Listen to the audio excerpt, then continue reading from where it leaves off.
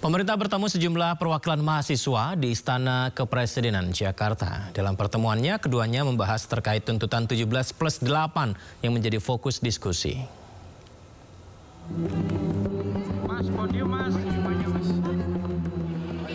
Istana Kepresidenan menerima sejumlah perwakilan mahasiswa untuk berdialog secara langsung di Jakarta. Mereka diterima oleh Mensesnek Prasetyo Hadi dan Mendiktisaintek Brian Yuliarto sebagai representasi Presiden Prabowo Subianto. Dalam dialognya, kedua pihak berdiskusi mengenai tuntutan 17+8 yang menjadi fokus utama. Dialog bertujuan untuk menjembatani aspirasi mahasiswa dengan kebijakan pemerintah untuk mencari titik temu demi kemajuan bangsa. Kemarin di legislatif dan kami hari ini diberikan kesempatan untuk menyampaikan aspirasi kami di lembaga eksekutif seperti itu. Titik tekannya di mana titik tekan? Oke, baik, titik tekan pertama mungkin kami menekan dengan keras bahwa untuk segera mensahkan RUU Perampasan Aset yang kemarin sudah kami sampaikan di DPR RI. Namun mungkin untuk hari ini kami segera secara lantang juga atas nama BMC Kerakyatan menyampaikan bahwa kami dengan tegas untuk menuntut dan menekan Bapak Presiden Republik Indonesia untuk segera membentuk tim investigasi terkait dugaan makar. Seperti itu, kawan-kawan. Tanggapannya cukup baik. Tadi kami diberikan waktu kurang lebih nanti belum tahu ya waktunya berapa, tapi tadi Bapak Mensesnek sudah memberikan respon yang cukup positif dan segera akan disampaikan ke Bapak Presiden. Kebetulan memang tadi sebetulnya Pak Presiden ingin menemui kami, namun ada acara maulid di Istiqlal kebetulan. Iya? Belum sempat ketemu sama Bapak Presiden. Dialog ini juga menjadi salah satu cara untuk memahami tuntutan mahasiswa untuk bersinergi membangun bangsa ke depan. Pak, ngobrol dari hati ke hati, kira-kira seperti apa pandangan-pandangan mahasiswa ya, untuk kita bisa perbaiki hal-hal yang masih kurang, untuk bisa membicarakan ide-ide bagaimana supaya Indonesia lebih cepat maju, lebih cepat bisa memperbaiki hal-hal yang memang kita ingin capai bersama. Pihak istana menegaskan pemerintah bersungguh-sungguh untuk mencatat dan menindaklanjuti aspirasi masyarakat. Selain dengan mahasiswa, pihak istana juga akan terus menggelar dialog dengan berbagai lapisan masyarakat lainnya. Dari Jakarta, Tim Liputan, iNews melaporkan. Dua anggota Brimob Polri yang menabrak pengemudi ojol Afan Kurniawan hingga meninggal dunia dijatuhi sanksi. Keduanya dinilai tidak profesional dalam menangani aksi unjuk rasa. Hormat atau PTDH sebagai anggota Polri. Komandan Batalion Resimen 4 Koprimo Polri, Kompol Kosmas Kagai, dipecat dari Polri karena dinilai tidak profesional dalam menangani aksi unjuk rasa Kamis 28 Agustus lalu. Kendaraan taktis yang ditumpanginya menabrak pengemudi ojek online Afan Kurniawan hingga meninggal dunia. Saat kejadian, Kompol Kosmas duduk di sebelah pengemudi rantis Bribka Rohmat. Dengan kejadian atau peristiwa bukan menjadi niat, sungguh-sungguh demi Tuhan, bukan ada niat untuk membuat orang celaka, tetapi sebaliknya. Namun peristiwa itu sudah terjadi. Pada kesempatan ini saya juga mau menyampaikan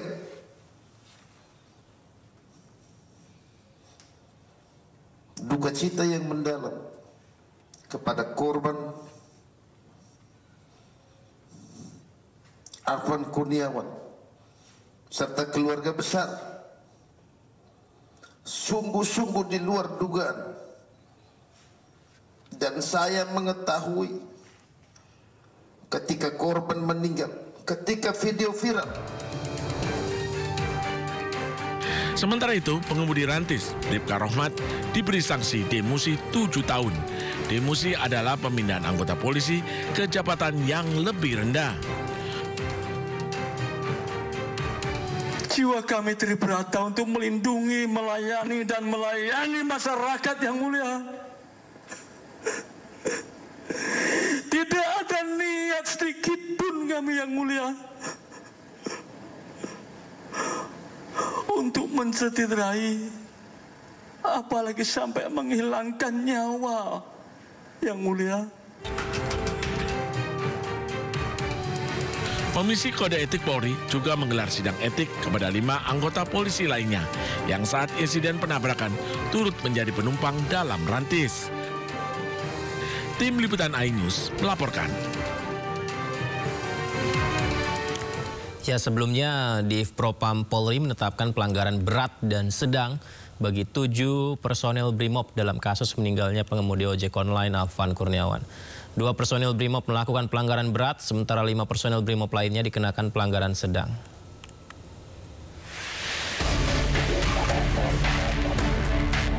Divisi Propam Polri menetapkan 7 personil Brimob terlibat pelanggaran dalam kasus meninggalnya pengemudi ojek online Afan Kurniawan di kawasan Pejompongan, Jakarta Pusat, 28 Agustus 2025. Keputusan ini diambil setelah pemeriksaan sementara terhadap para personel usai insiden meninggalnya Afan saat ricuh unjuk rasa di sekitar gedung DPR RI. Dari hasil pemeriksaan, Divpropam Polri mengklasifikasikan pelanggaran menjadi 2 kategori, yakni pelanggaran berat dan pelanggaran sedang.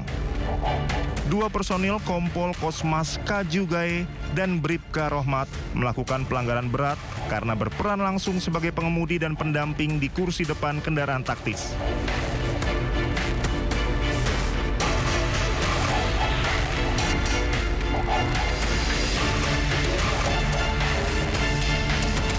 Sementara 5 personel yang dikenakan pelanggaran sedang adalah Aibda M. Rohyani, Bribtu Danang, Bribtu Mardin, Baraka Jana Edi, dan Baraka Yohanes David.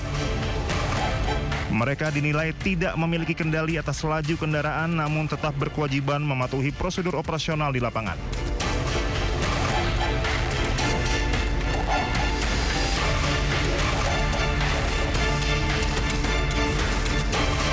Divpropam Polri juga telah menjadwalkan pemeriksaan lanjutan terhadap seluruh personil terkait pada Selasa besok sebelum sidang etik dimulai. Polri membuka akses bagi Kompolnas dan Komnas HAM memantau jalannya proses pemeriksaan sebagai bentuk akuntabilitas Polri kepada publik. Tim Liputan iNews melaporkan.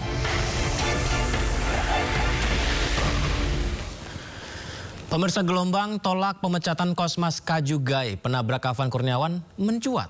Hal ini dinilai dari rekam jejak dan pengabdian yang dilakukan Kompol Kosmas untuk negara. Ya, pemirsa, dilansir dari laman change.org, hingga Jumat siang tadi, jam 11:20 ya, itu udah 166.928 orang menandatangani petisi penolakan pemecatan Kompol Kosmas Kajugae. Kalau sekarang mungkin sudah bertambah, pemirsa, di mana petisi tersebut digagas oleh Mercy Jacinta yang mengatasnamakan masyarakat Ngada, Flores NTT, dan para pendukung keadilan. Petisi dibuat sebagai bentuk penolakan terhadap keputusan pemecatan tidak dengan hormat yang dijatuhkan kepada Kompol Kosmas. Dan petisi ini ditujukan kepada Kapolri, Komisi Kode Etik dan Profesi Polri, serta pimpinan DPR RI. Masyarakat menilai pemecatan dinilai tidak proporsional dibandingkan dengan rekan jejak panjang pengabdian dan jasa-jasa mereka bagi bangsa. Terima kasih. Pemirsa, Menko Bidang Hukum, HAM, Imigrasi, dan Pemasyarakatan Yusril Iza Mahendra memastikan tindakan seluruh aparat berada di koridor hukum dan mengedepankan hak asasi manusia. Pemerintah juga menjamin kebebasan berpendapat masyarakat. Dan tugas saya yang mengkoordinasikan di bidang hukum dan HAM untuk memastikan tindakan seluruh aparat penegak hukum itu berada di koridor hukum dan mengedepankan hak-hak asasi manusia. Dan ini juga ditekankan oleh Pak Presiden, jangan sampai ada satu tindakan itu di luar dari koridor hukum yang berlaku. Rakyat tidak perlu merasa takut, merasa khawatir ya, karena pemerintah menjamin kebebasan masyarakat untuk rakyat untuk menyampaikan aspirasinya, menyampaikan pendapat, ungkapan perasaannya melalui unjuk rasa sepanjang itu dilakukan dengan damai. Jawab tuntutan mahasiswa, DPR berjanji akan memangkas tunjangan dan fasilitas anggotanya. Diskusinya akan kami hadirkan usai jeda, tetaplah di Sindo Prime.